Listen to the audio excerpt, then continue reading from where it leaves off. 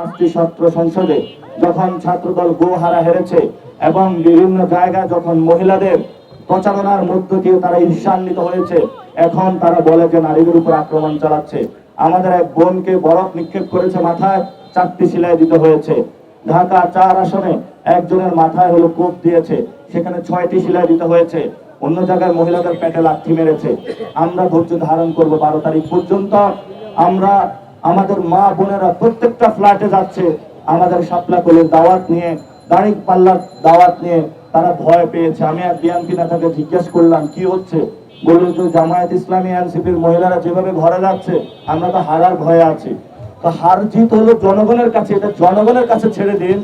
জনগণ যদি রায় দেয় জনগণের উপরে বিশ্বাস করবেন। কোন রাষ্ট্রের সাথে আঘাত করে যদি ক্ষমতায় আসতে চান, এটা বাংলাদেশের মানুষ আর মানবে না। যদি কোনো এজেন্সির সাথে, কোন মিডিয়া কোম্পানির মালিকের সাথে আঘাত করে ক্ষমতায় আসতে চান, এটা বাংলাদেশের মানুষ আর হতে দিবে না। যারা মাঠে নেমেছেন ছাত্র দলের ভাইয়েরা, লাভ নাই, ভুল জায়গায় ফাঁকা গুলি ছাড়ছেন। বিভিন্ন জায়গায় যেখানে গোল পোস্টে গোল না দিয়ে অন্য জায়গায় গোল দিতে গিয়েছেন।